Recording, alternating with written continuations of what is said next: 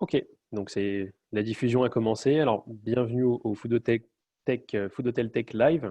J'espère que certains d'entre vous ont pu ce matin se promener sur les différents stands des participants de ce webinaire, mais également des autres. On a plusieurs centaines d'entreprises qui vous attendent dans le salon.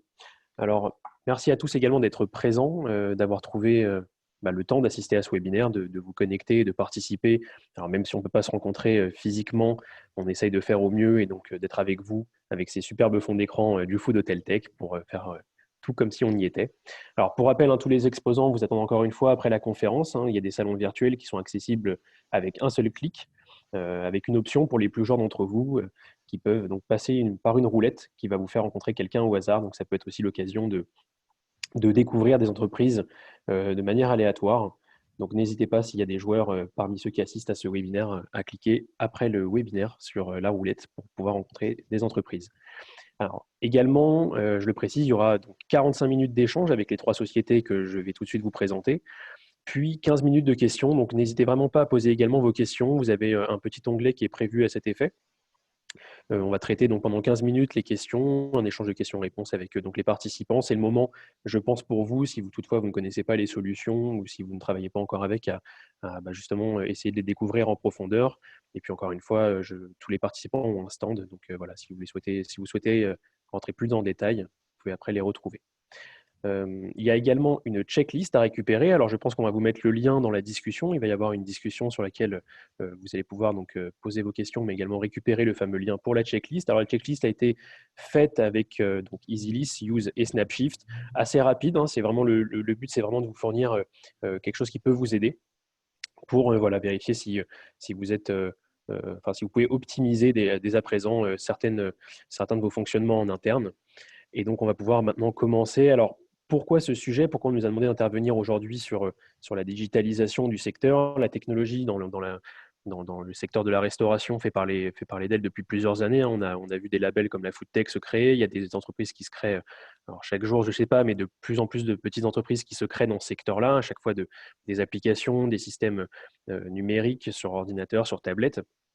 Et donc, on nous a demandé d'intervenir sur finalement l'optimisation, à quoi va servir le digital pour un restaurateur, mais pas que, aussi pour des hôteliers ou pour des personnes qui sont dans le secteur de l'alimentaire.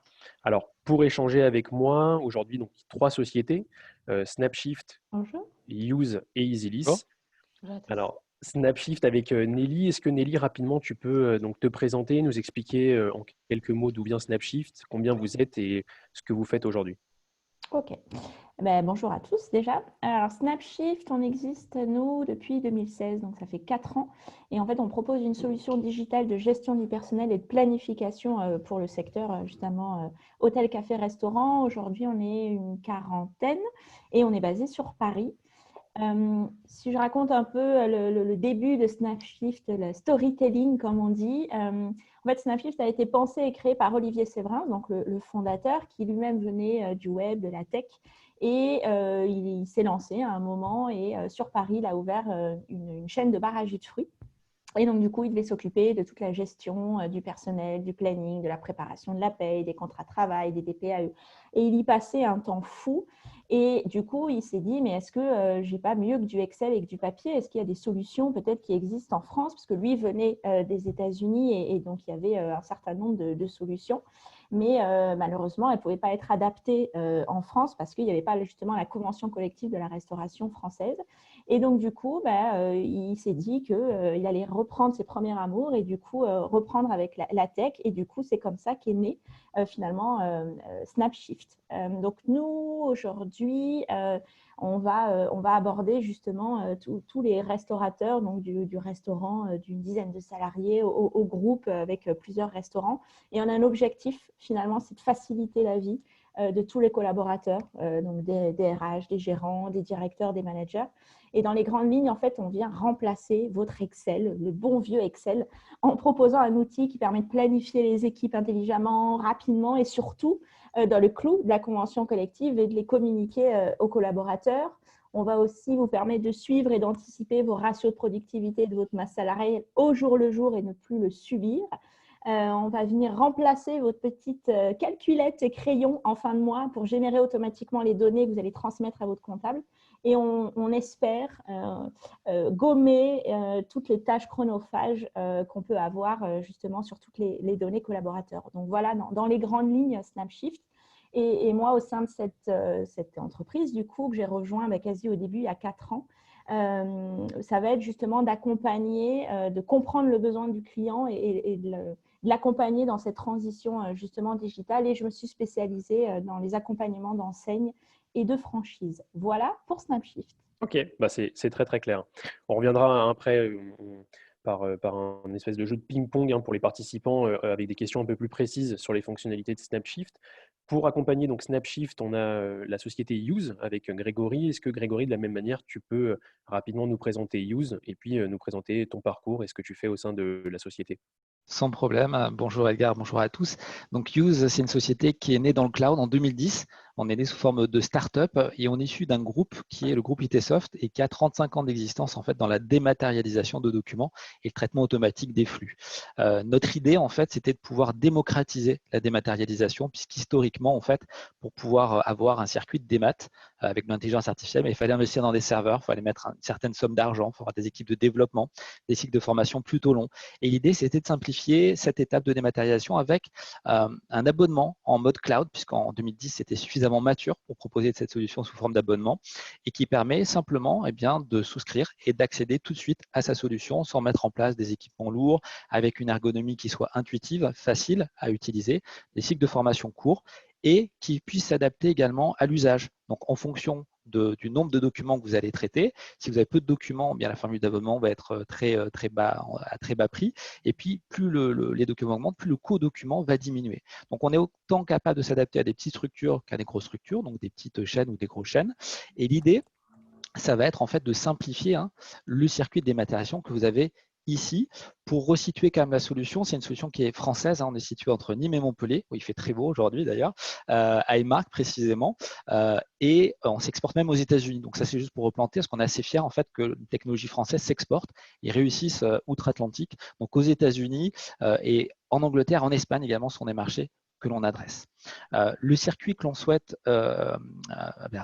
faciliter, en fait, c'est celui que vous voyez justement sur ce slide de présentation qu'Edgar a partagé, c'est de pouvoir gérer la partie achat, pouvoir l'intégrer dans la solution Use, pouvoir capturer vos documents et simplifier la collecte, donc que ça arrive par email, que ce soit des factures papier qui soient arrivées par courrier, déposées par le fournisseur, que ce soit pris en photo par le smartphone, si c'est des factures volantes.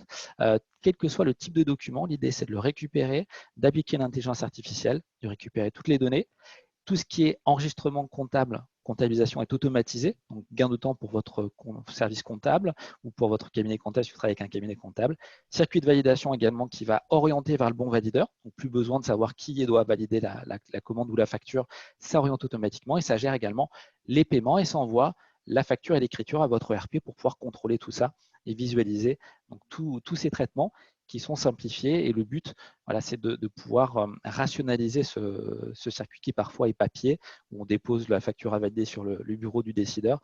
Parfois, ça traîne, on ne sait pas où ça en est, on relance, la personne n'a pas le temps, elle a d'autres choses à gérer au niveau du restaurant ou de la chaîne. Et du coup, c'est parfois des cycles de validation qui traînent, des pénalités de retard de paiement, des documents qui se perdent. Bref, un casse-tête, alors qu'on a d'autres choses effectivement à mettre en place, peut-être de la stratégie commerciale ou de développement. Et l'idée, c'est de pouvoir se consacrer du temps à autre chose.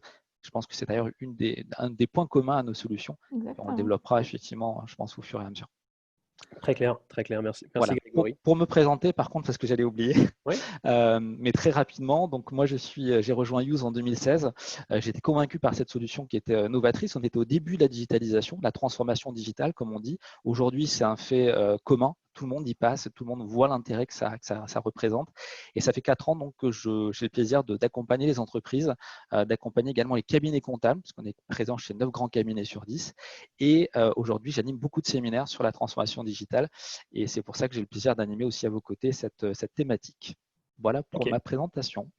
Parfait, merci beaucoup Grégory. Et puis enfin, Merci. donc Anne-Cécile Dizilis, de la même façon, Anne-Cécile, est-ce que tu peux rapidement te présenter, nous expliquer ce que fait aujourd'hui Isilis?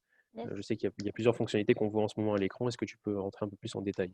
Ouais, donc EasyList a été fondé il y a 6 ans par 3 frères vendéens. Donc, ils ont des profils très différents. Il y en a un qui va bien connaître la restauration, l'autre qui va être un développeur, donc avec de grosses compétences techniques. Et ils vont du coup créer un outil de gestion pour les restaurateurs.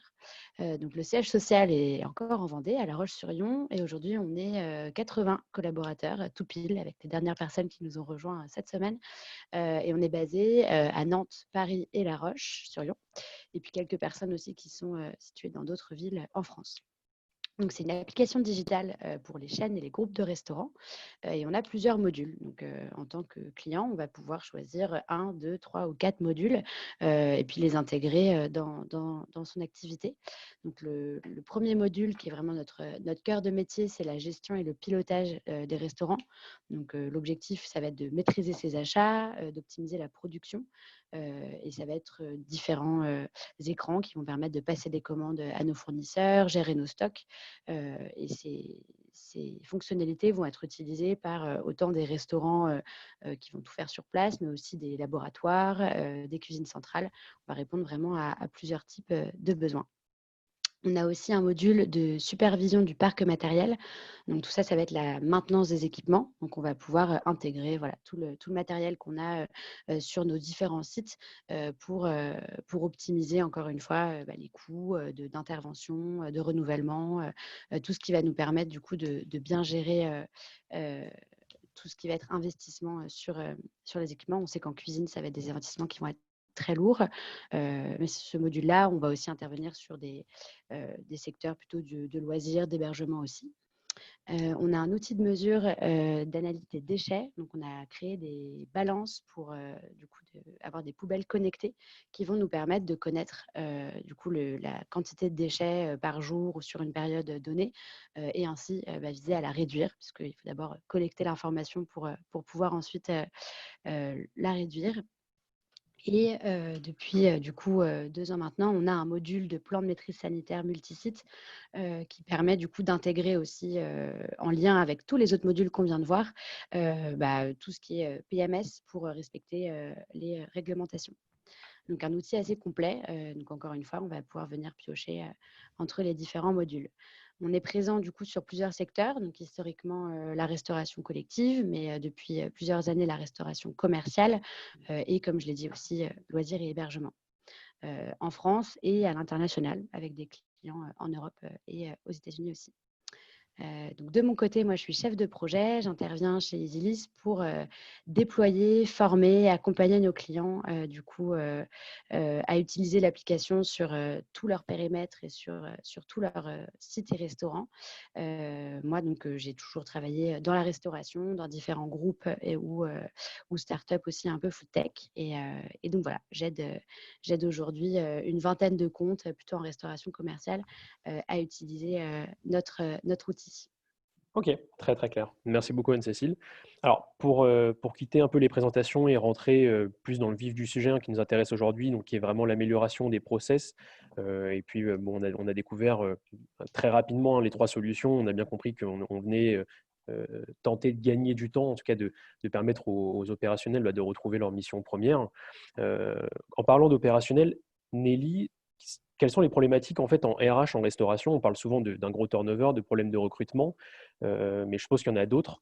Comment Snapshift vient y répondre et comment c'était géré avant finalement? Comment vous récupérez un peu les clients qui n'ont pas encore Snapshift? Dans quel état ils sont? Effectivement, il y a plusieurs problématiques RH en restauration, qu'on soit petit restaurant ou grand restaurant, on est encore sur du papier et sur du Excel. Et les problématiques RH sont communes. Donc déjà, il y a une méconnaissance finalement de la convention collective, parce que souvent un manager va évoluer sur le terrain et puis presque du jour au lendemain, on lui demande de construire un planning. Et donc, il est face à son Excel et puis et il doit se lancer. Et donc, du coup, il y a un manque de formation sur ce sujet-là. Donc, nous, Snapshift, on va pouvoir l'accompagner via l'application en ayant des petits garde-fous comme ça sur le planning qui suit la convention collective. Il va avoir les disponibilités des salariés sur le planning. Il va avoir des petits compteurs pour voir s'il est en surplanification, sous-planification. Enfin, voilà, des petites astuces comme ça qui va l'accompagner finalement dans sa formation sur le planning. Une des problématiques aussi, c'est le coût du personnel, donc finalement qui est le coût quasi le plus important sur un restaurant. Donc, c'est celui-là qu'il va falloir maîtriser au mieux. Et ce qui se passe aujourd'hui, c'est souvent qu'on subit. C'est-à-dire que le restaurateur va parler avec son comptable en fin de mois ou en début de mois d'après et ils vont regarder le chiffre d'affaires, ils vont le comparer à la masse salariale et ils vont se dire « Ok, ben, j'ai fait un bon chiffre, mais j'ai explosé mon ratio de masse salariale, sauf que le mois est terminé, on l'a subi. » Donc là, Snapshift, on va accompagner justement le restaurateur pour qu'il sache au jour le jour exactement sa productivité, son ratio de masse salariale par rapport justement au nombre d'heures qu'il a planifié. On est connecté avec des logiciels de caisse, on va venir récupérer directement le chiffre d'affaires.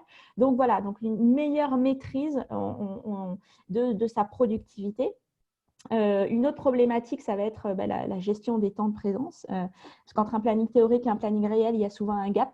Et donc là, on va apporter différentes solutions avec une pointeuse connectée, par exemple, au planning où le salarié va pouvoir pointer, dépointer et les heures réelles vont pouvoir remonter au planning. Donc là, du coup, voilà, gain de temps pour le manager qui n'a pas à saisir chaque jour le temps de présence finalement des salariés et du coup, en fin de mois, avoir son récap avec les éléments variables de paye qu'il a en un clic à transmettre au comptable. Et effectivement, t'en parlais Edgar tout à l'heure, une des problématiques, c'est le turnover.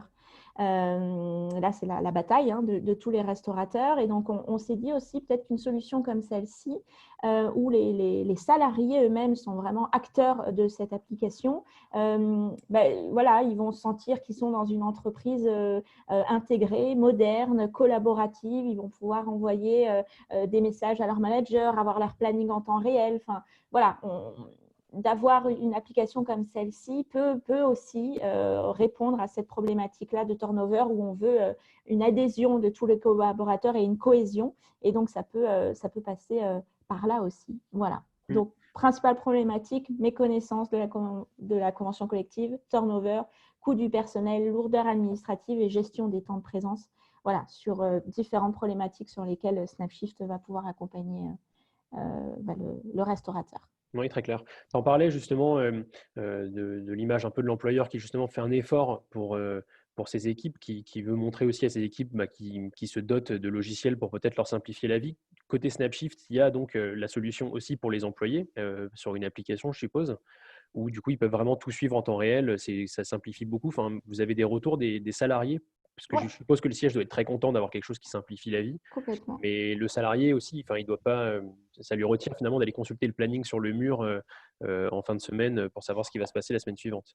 Nos premiers fans, c'est presque les salariés. Hein. Oui, ok.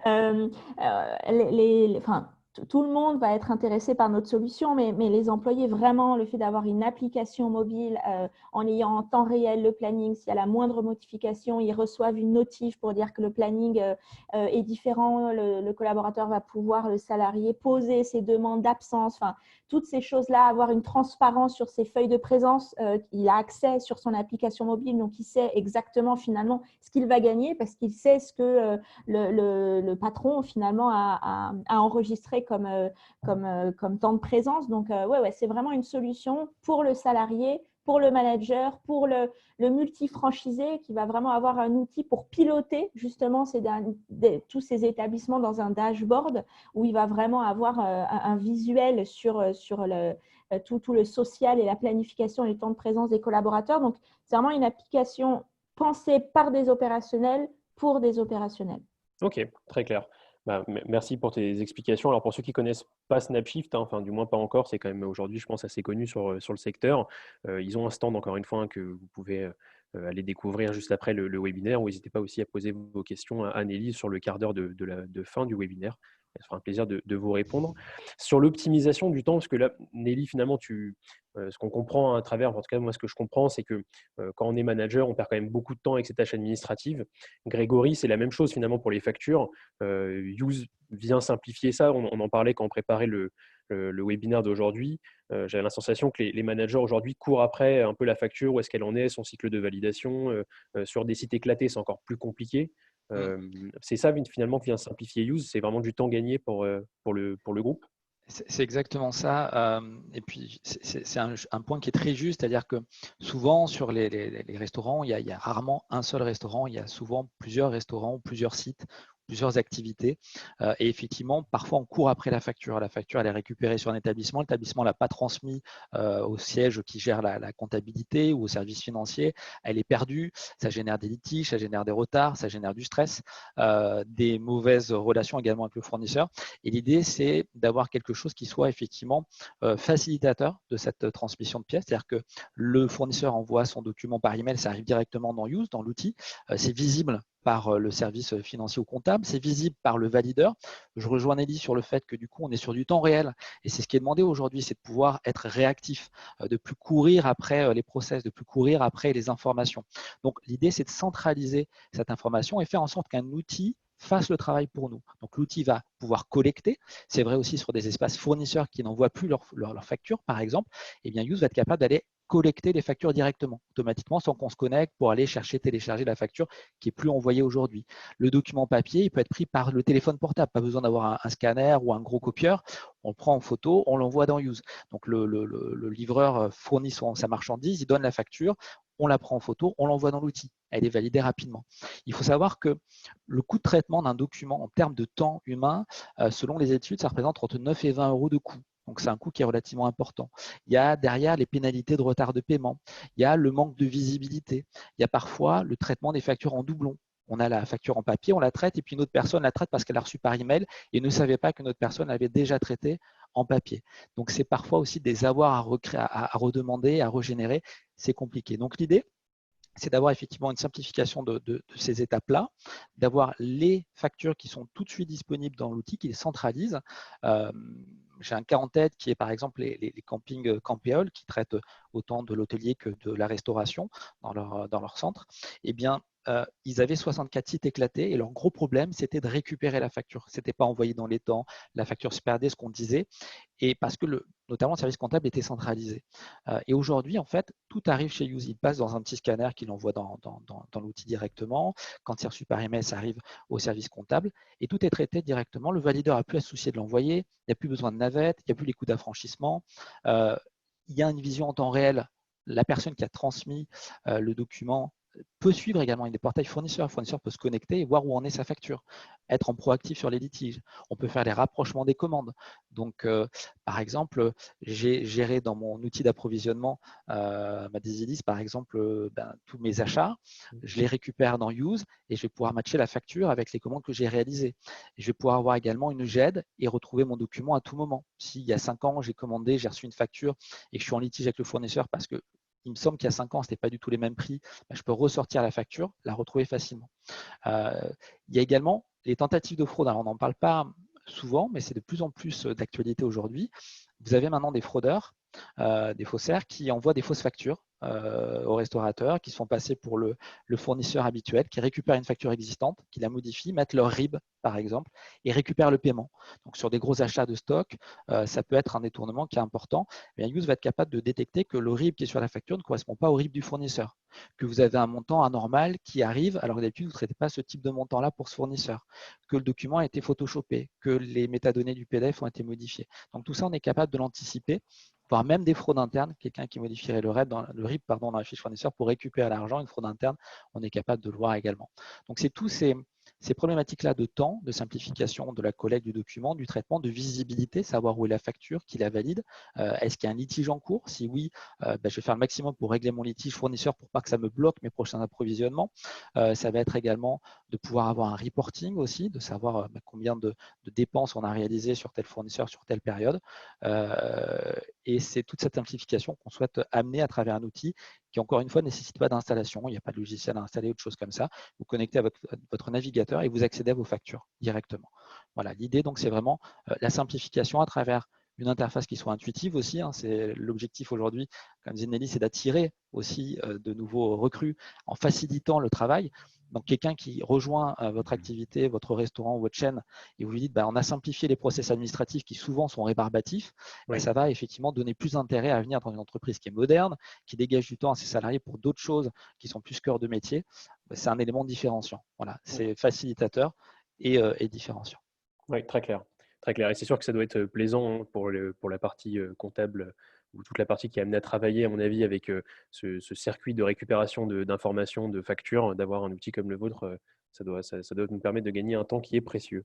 Exactement. Avant d'arriver aux factures, du coup, comme tu le disais, Grégory, il y a les achats. Anne-Cécile, je sais que EasyList répond à cette problématique-là. C'est sans doute même un des modules peut-être les plus utilisés aujourd'hui sur la plateforme EasyList, avec bon, après d'autres modules qui suivent dont tu vas parler tout à l'heure.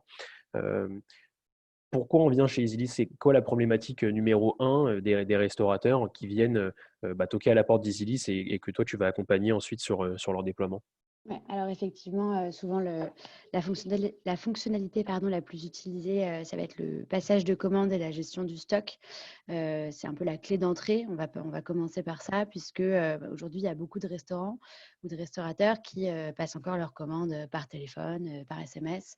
On ne sait pas qui a passé la commande, quand, est-ce qu'on sera bien livré, à quelle heure, quels sont les délais du fournisseur, voilà, plein d'incertitudes ou pareil, pour l'arrivée d'un nouveau collaborateur peuvent être, assez bloquantes. On perd de l'information. Et puis, comme le disait aussi très bien Nelly sur la partie personnelle, on va subir la charge du coup salariale. On va aussi subir le coût matière, c'est-à-dire qu'on va savoir combien on a vendu, mais on ne saura pas pour combien on a acheté. On le verra en fin de mois quand on verra que notre résultat, il n'est pas celui qu'on attendait. Donc, le but, ça va être de pouvoir de suivre, encore une fois, en temps réel, de centraliser l'information pour pouvoir connaître son volume d'achat au fur et à mesure, avoir des alertes, mieux négocier aussi, puisque si on sait combien on achète, on sait qu'on va être peut-être avantageux pour les fournisseurs. Donc, toute cette partie commande va vraiment être la première épine dans le pied qu'on va retirer aux restaurateurs. Ils vont gagner du temps parce qu'ils vont pouvoir réutiliser des commandes qu'ils ont déjà passées, même utiliser des outils de préparation de commandes grâce à du prévisionnel de vente. Donc voilà, on va passer d'une méthode assez artisanale à quelque chose de beaucoup plus simplifié.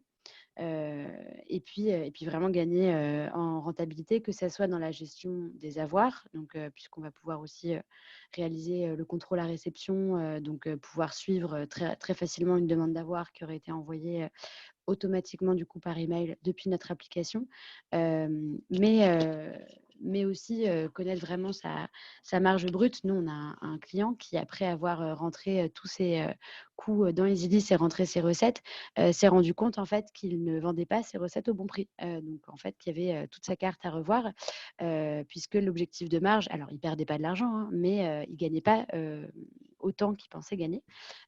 Donc, c'est vraiment via ces clés d'entrée, c'est-à-dire maîtrise des achats et gestion du coût de la réception, qu'on va pouvoir simplifier les process. Et puis après, on ira de plus en plus loin puisqu'on va pouvoir du coup regarder les indicateurs du coût de marge sur les menus, utiliser du prévisionnel pour passer les commandes plus rapidement, avoir du déstockage automatique via des interfaces avec la caisse.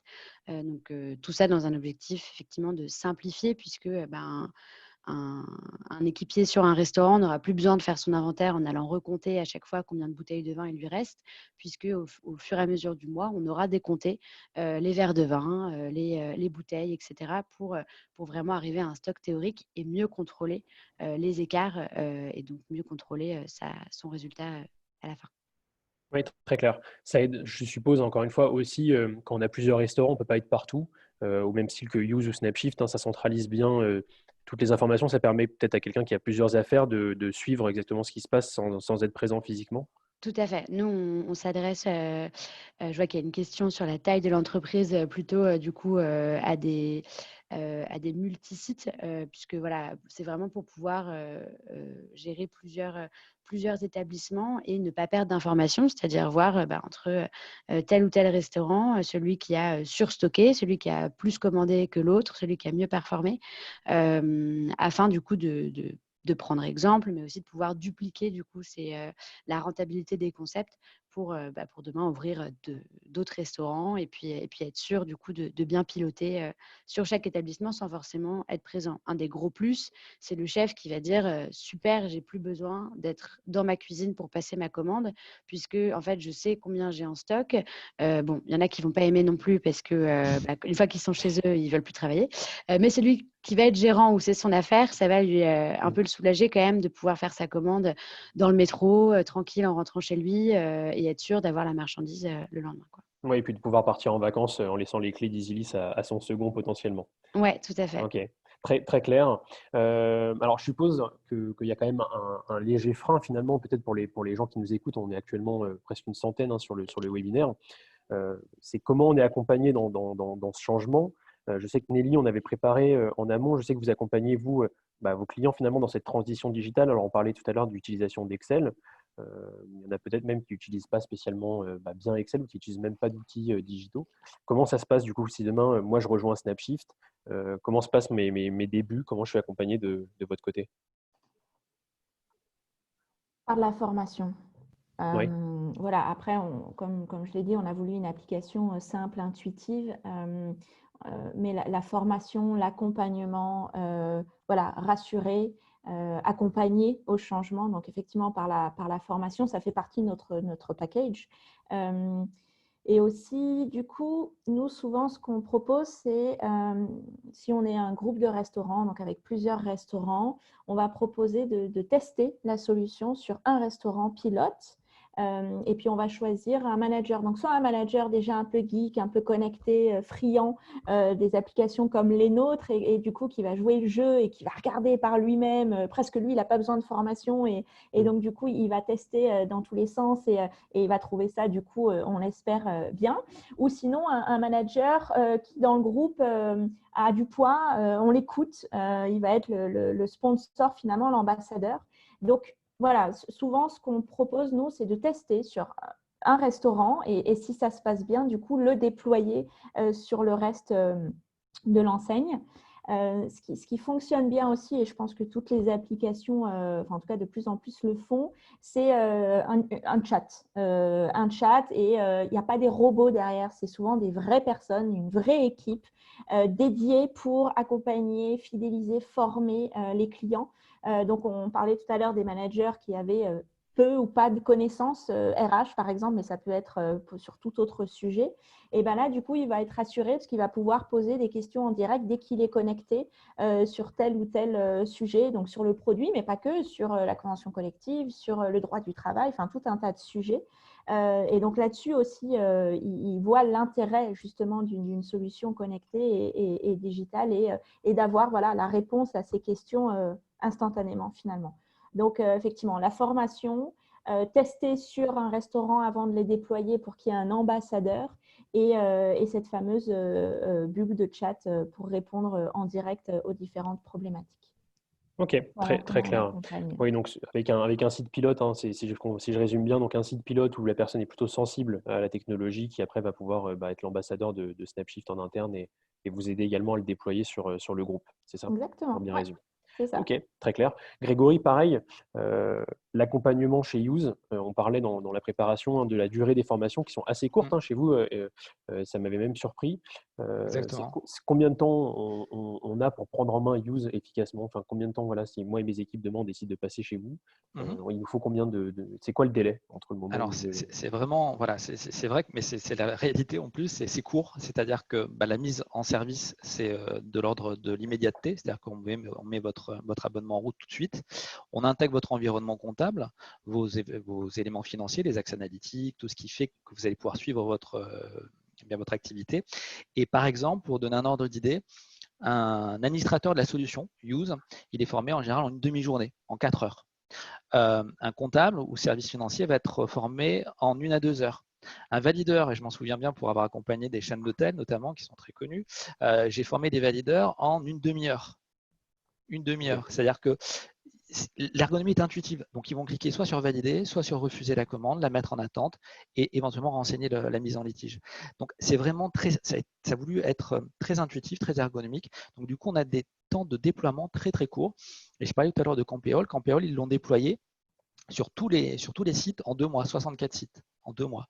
Tout le monde a été formé, tout le monde a été opérationnel avant le rush en fait de l'été. Donc pour donner un ordre d'idée, voilà, c'est vraiment très simple. J'ai la chaîne également en tête Five Guys où ça a été déployé en quelques semaines. C'est vraiment, voilà, c'est simple. C'est simple. Voilà. Et c'est pas des paroles en l'air, mais c'était voulu comme ça. Le produit a été voulu voilà, de manière pensée par des ergonomes en fait, pour que ce soit intuitif. Et voilà, il y a juste quelques boutons à connaître et vous êtes prêt à démarrer. Donc, c'est l'ordre de quelques jours à quelques semaines en règle générale, sachant que ça s'interconnecte avec vos outils. Donc, si vous avez un outil comptable du marché ou un ERP, même spécifique, on a des connecteurs. Donc, tous les formats du marché sont adressés. Et si vous avez quelque chose un peu particulier qui a été développé peut-être par un service informatique ou une SS2I pour votre activité, on est capable de s'interfacer également. Il faut que quelques jours pour adapter notre format de sortie à votre logiciel comptable ou financier. Donc voilà, c'est vraiment pensé pour simplifier cette intégration. Ok. On en parlait, enfin, je me rappelle que tu m'avais donné un nombre. Combien aujourd'hui de RP ou de logiciels comptables sont déjà gérés dans Use? Il y avait Alors on a 200 Ouais. ERP, logiciels comptables du marché qui sont intégrés déjà. Ouais. Ok, ouais. Donc Donc il y a c'est juste à choisir normalement, son format. Ouais. voilà, normalement tout est déjà presque traité. Exactement. Et on Ok. accompagne voilà, les sociétés qui le veulent. On peut avoir soit du service clé en main, c'est ce qu'on disait aussi quand on avait un peu discuté Mm. au préalable. On peut soit avoir du clé en main, c'est-à-dire quelqu'un qui veut n'avoir rien à faire, configuration, etc. On le fait pour lui, il récupère son accès et puis tout est déjà paramétré. Et quelqu'un qui est un peu geek, bidouilleur ou qui veut faire lui-même peut aussi le faire lui-même. On lui donne à ce moment-là les clés de la solution et il paramètre sa solution comme il le souhaite. Donc c'est soit en autonomie, soit en clé en main. On a les deux profils qui sont disponibles. Voilà. Ok, très clair. Merci beaucoup, Grégory. Pareil, Anne-Cécile, je suppose que EasyList vient se connecter dans l'environnement déjà existant, si toutefois on a plusieurs logiciels qui existent. Même question, le temps de lancement un peu de la solution pour les 100 personnes qui nous écoutent environ. Encore une fois, si demain ils décident de passer chez EasyList, combien de temps ça va prendre? Quelle équipe va être formée et peut-être à quoi elle va être formée? Et puis, est-ce que tout ça va se parler finalement? Est-ce que EasyList va parler avec Use, qui va peut-être parler avec Snapshift? Est-ce que tout est fait pour se communiquer? Alors, du coup, ma réponse sera la même que Nelly, formation. On Ouais. va avoir du coup un plan de formation qu'on va déterminer avec du coup un nouvel utilisateur. Ça va dépendre effectivement du périmètre et encore une fois du degré d'accompagnement qu'on va vouloir. C'est-à-dire qu'on va avoir des clients qui vont être lancés en un mois sur leur restaurant, qui vont être très autonomes et on va donner aussi beaucoup d'outils pour être autonome. Aujourd'hui, notre force, c'est qu'on a un accompagnement qui est fait via un club utilisateur avec énormément de tutoriels, des parcours d'auto-formation. On commence des webinaires aussi, donc des classes virtuelles pour vraiment pouvoir soit former des nouveaux utilisateurs ou reformer des personnes qui auraient oublié, puisque on est dans un secteur où il y a énormément de turnover. On ne pourrait pas se permettre de devoir former chaque nouveau chef qui arriverait sur chacun des restaurants qui utilisent EasyList. Donc voilà, on donne beaucoup de clés pour que nos utilisateurs soient les plus autonomes possibles, le plus rapidement possible. Pareil, le chat qui a aussi débloqué beaucoup de personnes avec une vraie personne derrière, notre service client basé à La Roche-sur-Yon qui répond du coup dès qu'on en a besoin. Et ensuite, ça va être voilà, soit beaucoup de gestion de projet, et ça va aussi dépendre, comme je disais, du nombre de modules. Si un client part avec l'approvisionnement, le matériel, le PMS, les poubelles connectées, on va passer plus de temps chez lui que s'il rentre juste ses achats et qu'il passe ses commandes par email le lendemain ou le surlendemain. Donc, on va dire que ça dépend. Oui, c'est bien Notre sûr. force, c'est aussi de faire de l'accompagnement un peu sur mesure. On va parfois avoir un rôle de conseil, puisque intégrer en fait EasyList dans le processus, dans les activités d'un client, d'un client à un autre, je veux dire accompagner Frischti qui a une cuisine centrale et plein de hubs sur lesquels il dispatche ses repas et puis je dis n'importe quoi, Vapiano qui va cuisiner tout du sur place, mais qui va faire beaucoup de cuisine minute, donc peu de prévisionnel, etc. Ça va être des accompagnements et des modes de fonctionnement qu'on va réussir à adapter du coup selon nos clients. Donc les chefs de projet sont là pour ça. Donc voilà, on aide au mieux et aux besoins de nos clients. Ok, très clair. Et donc tout se parle ensuite.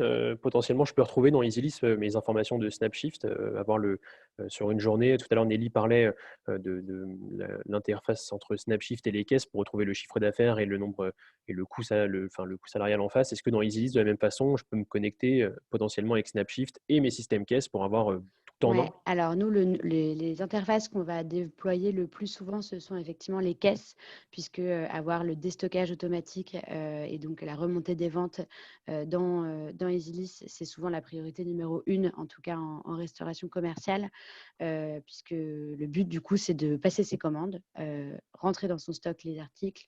Les articles sont déstockés automatiquement tous les soirs à la clôture de caisse. À la fin du mois, je vois si je suis du coup dans les clous ou pas. Est-ce que j'ai fait trop de mise en place? Est-ce que j'en mets trop dans les assiettes ou pas assez? Puisque ça peut être aussi un problème s'il m'en reste plus que nécessaire. Donc ça, c'est vraiment on va dire l'interface prioritaire qu'on va mettre en place.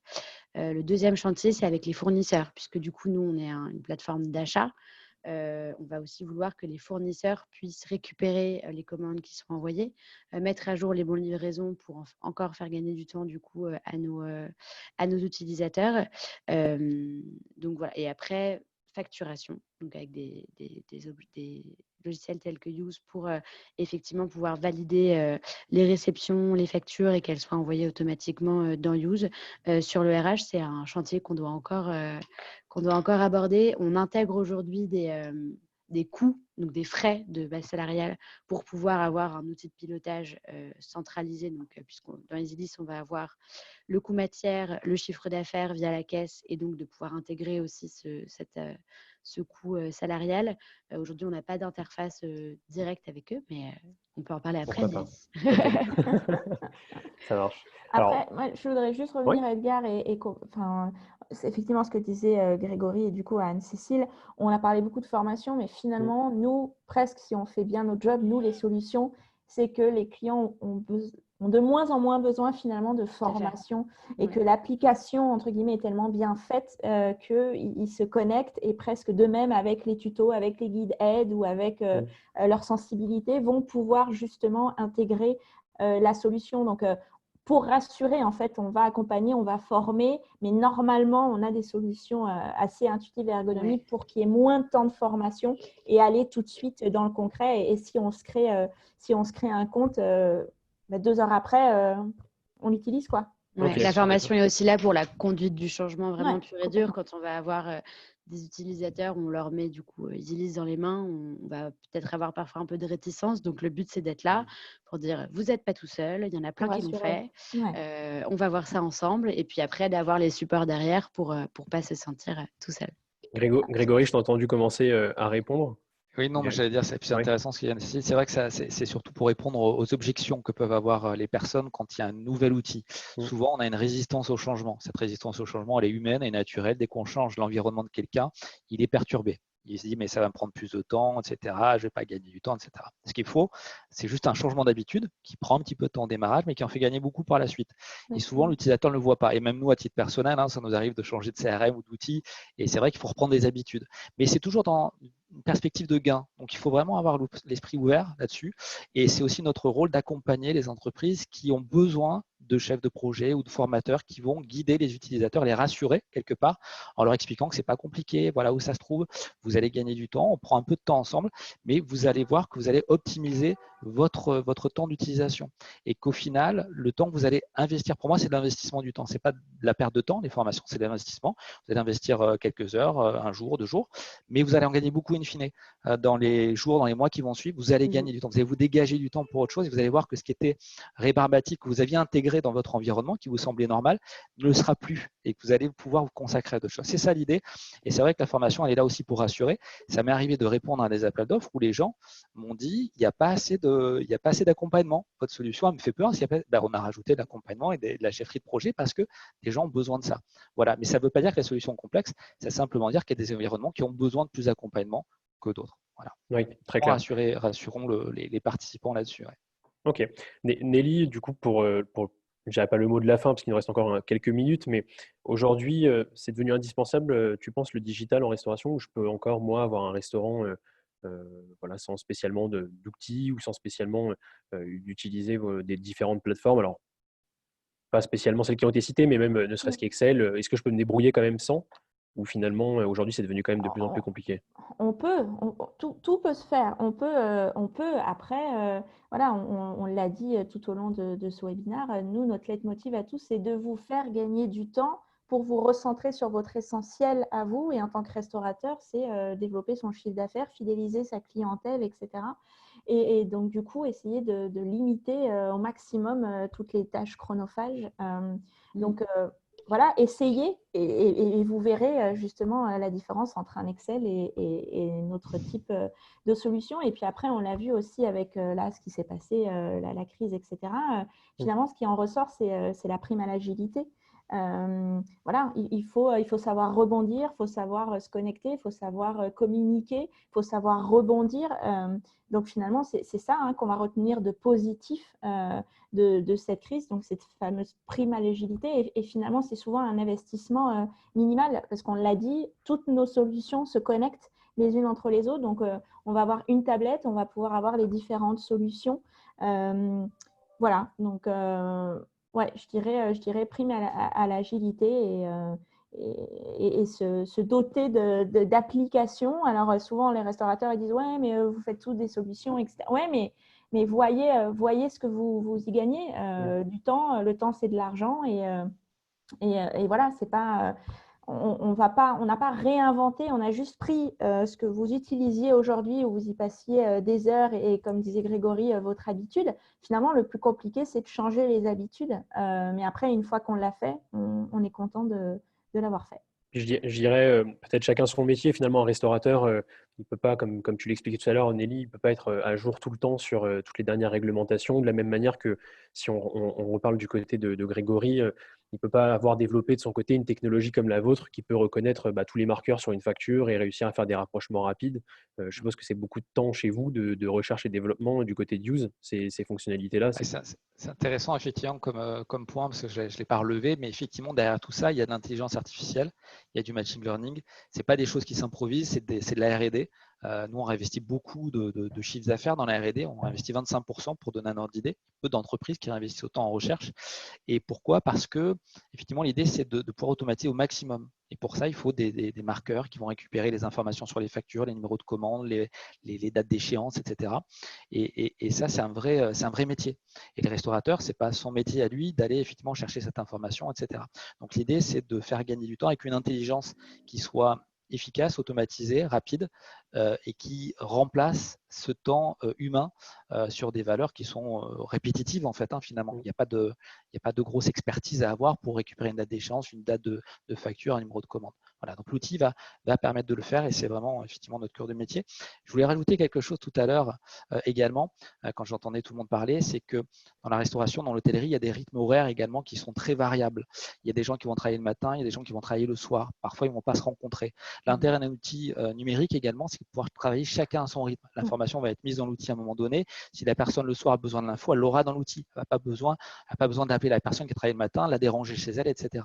Donc l'idée également, c'est de pouvoir s'adapter au rythme de chaque personne qui travaille peut-être à des moments différents et de pouvoir avoir l'outil n'importe quand et l'information à tout moment. Moi, je connais des gens qui valident des factures à 1h du matin parce que c'est le moment où ils sont libres et qu'ils sont disponibles. Il y en a d'autres, ça va être plutôt le matin. Donc l'idée, c'est d'avoir un outil qui s'adapte à soi et de ne pas mettre en tension ses propres employés sur des rythmes qui ne sont pas les leurs. Voilà, c'était juste pour ajouter ce point-là également qui a un intérêt technologique. Je pense que tu fais bien en effet et ça résume aussi pour toutes les solutions. Le principe est le même, c'est que tout le monde travaille sur une seule et même plateforme, que l'information ne se perde plus, mais qu'elle soit utilisée finalement, de rentrer la donnée et après on va pouvoir l'utiliser, la retrouver à tout moment. Alors, on va clore finalement ce webinaire. On va passer sur l'échange de questions-réponses. Alors, merci à tous encore une fois de votre participation, de vous être rendus disponibles pour nous écouter, pour pouvoir échanger avec nous. N'oubliez pas encore une fois de visiter le salon en cliquant simplement sur le plan. Vous allez pouvoir retrouver les experts. Alors, Use, Snapshift et EasyList, mais également d'autres solutions qui sont là pour vous renseigner ou peut-être vous permettre de prendre le pli du digital. Tout le monde est disponible en permanence, en visioconférence, pour répondre à toutes vos questions. Et encore une fois, pour les plus joueurs, s'il y en a parmi nous dans les 100 participants, il y a une roulette qui vous invite à faire des rencontres au hasard, à tomber sur un stand au hasard pour découvrir encore une fois une solution. Alors, dans les questions, On a 3 questions qui sont ouvertes. Alors, encore une fois, je vois qu'on est à peu près une centaine, hein. N'hésitez pas à poser vos questions. Il va nous rester 10 minutes. 10 minutes pour 3 questions, on va avoir un peu de marge. Donc, si toutefois il y a des personnes dans l'assemblée qui ont des points en tête, n'hésitez pas à les partager. Je pense que ça peut intéresser tout le monde. Faut pas hésiter. Alors, la première question, avoir des entreprises à l'étranger et faire un pilotage depuis la France, est-ce que les processus sont-ils adaptables à l'international? Je sais que Grégory, c'est quelque chose qui te parle particulièrement, cette question. Est-ce que tu veux Oui, nous apporter ta oui, tout réponse? à fait, parce qu'on travaille pas mal avec des filiales également, avec des entreprises qui sont aussi à l'étranger. Et on a la volonté également de s'adapter aux différents modes de fonctionnement. Par exemple, en Angleterre, la TVA n'est pas gérée de la même manière qu'en France, elle n'est pas gérée de la même manière qu'aux États-Unis, etc.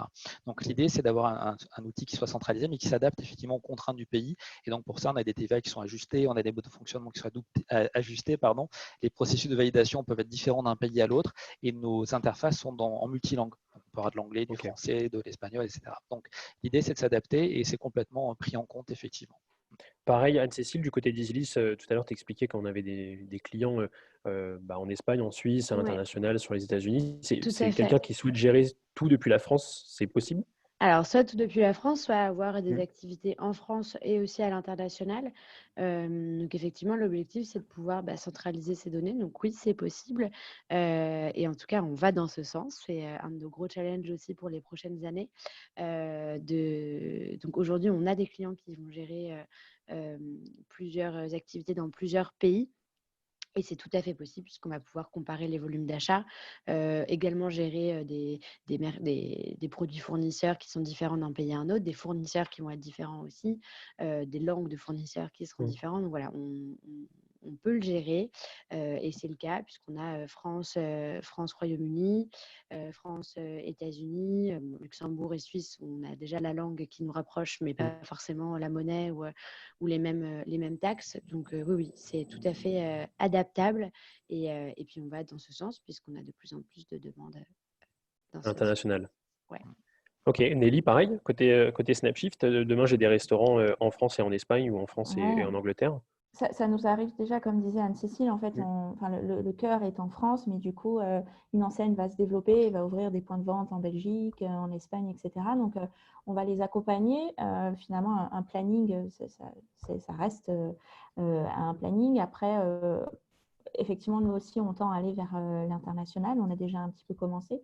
Et donc, effectivement, on va essayer de se développer et d'accompagner au mieux les clients également à l'international, oui, effectivement.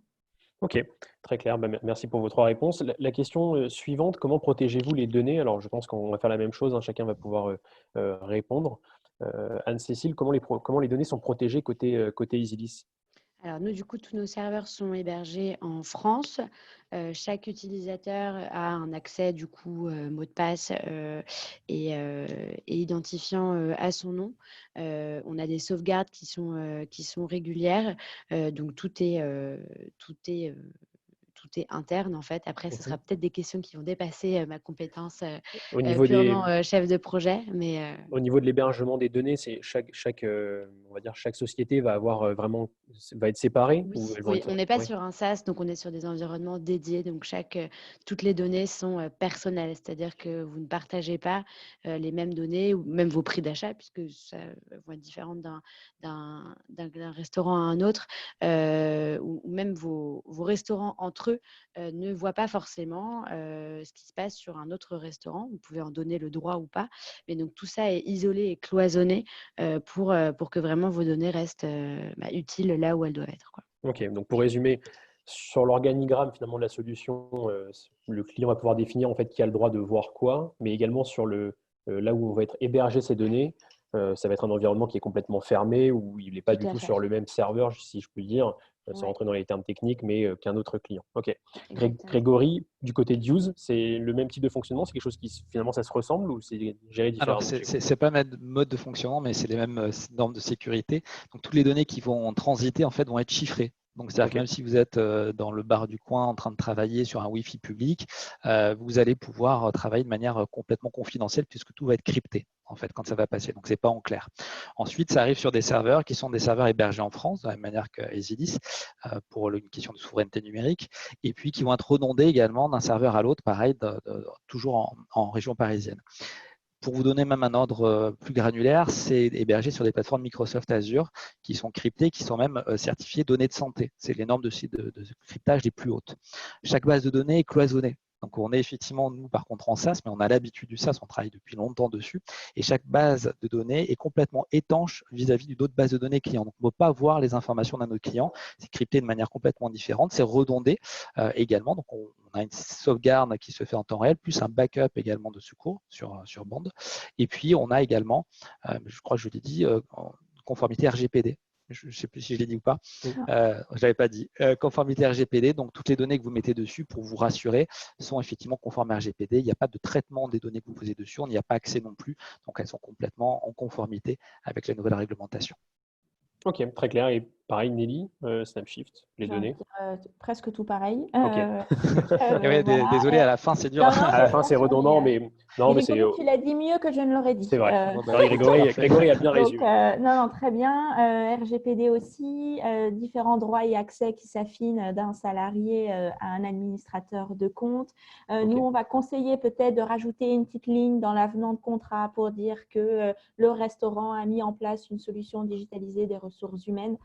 Voilà, comme ça, il rassure aussi ses salariés, mais sinon, effectivement, sur des serveurs protégés.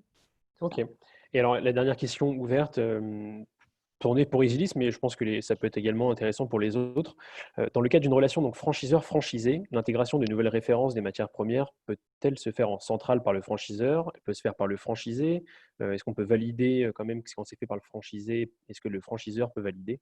Voilà. Est-ce que Anne-Cécile, tu peux nous en donner un peu plus si vous avez des exemples de… Tout à fait. Donc, on travaille avec des franchisés et franchiseurs. Donc, d'expérience, on a vu que ça marchait quand même mieux quand c'est le franchisé, qui va proposer ça. Non, le franchiseur qui va proposer ça à ses franchisés, puisque le franchisé tout seul, alors soit on a plusieurs cas quand même où il va y avoir plusieurs types de franchises, il va vouloir centraliser ses affaires et donc avoir ces différents concepts sur la même plateforme pour pouvoir gérer à distance et puis voir un peu l'organisation de ces différents sites.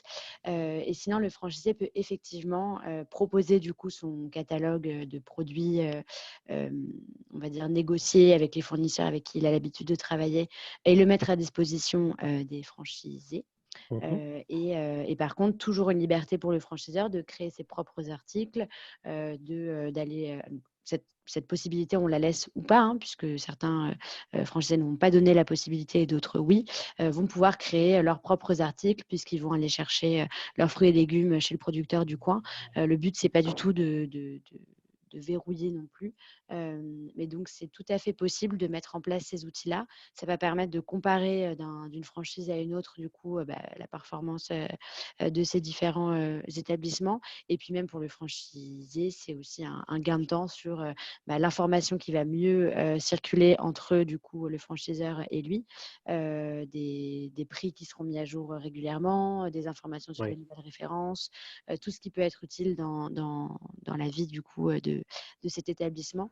Donc, tester et valider sur ce type d'organisation. Ok, donc encore une fois, un peu comme pour l'organigramme, tout est possible. Finalement, ça dépend du donneur d'ordre. Est-ce que c'est le franchiseur ou est-ce que c'est le franchisé? Et puis, on peut tout imaginer. Je pense que c'est pareil côté use.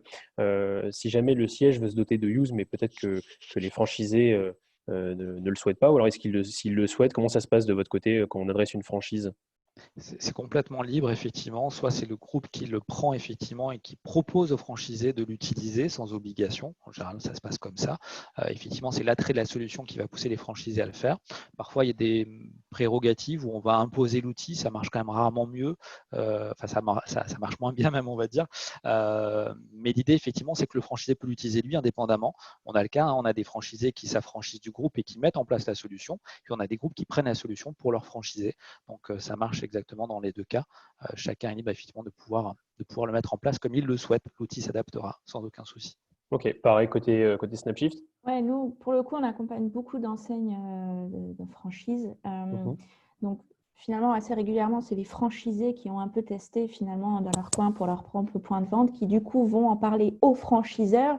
Et là, du coup, on va rencontrer le franchiseur et donc du coup, on va pouvoir se développer un petit peu plus rapidement finalement sur l'enseigne. Mais ça vient souvent des franchisés et qui remontent. Et donc du coup, le franchiseur en fait, quand il a des franchisés, il est un peu aussi garant de proposer des outils. Et donc, du coup, voilà, il va pouvoir proposer aux ouvertures des franchisés et être un peu dans le package, dans le guide d'ouverture. Voilà, donc on peut être référencé comme ça. Mais ça vient souvent du terrain, finalement. Et le bouche à oreille entre franchisés, finalement, fonctionne bien. Ok, parfait. Bon, on est vraiment pile dans les temps. On est au chronomètre, on est bon. Alors, je rappelle aux participants de ce webinaire que vous avez une checklist à récupérer. Alors, je vous ai renvoyé le lien dans la discussion. La checklist a été faite avec les 3 solutions, donc Snapshift, Use et EasyList. Et puis, vous avez encore une fois la possibilité d'aller échanger, si vous le souhaitez, avec Nelly, Grégory et Anne-Cécile sur les stands des solutions qui sont normalement à votre disposition jusqu'à normalement 19h. Pour ma part, Edgar, c'est Vincent qui est sur le stand. Ok. Donc, n'hésitez pas à solliciter Vincent. Bernard, il est très disponible. C'est un beau gosse. Vous verrez, si vous faites un tour sur LinkedIn, il aurait pu être mannequin. Donc, n'hésitez pas à le solliciter, même si vous êtes un garçon. Voilà, il répondra avec plaisir à vos questions. Parfait. Parfait. Bon, je vous remercie en tout cas, Nelly, Grégory et Anne-Cécile, de vos réponses et puis également de votre présence. Et je remercie les 80 participants à ce webinaire. Voilà. Merci à Bonne tous. journée à tous. Et puis, on se retrouve dans les couloirs du salon, du coup. À tout de suite. Merci Edgar. Merci à tous. Au revoir. Au revoir. Au revoir.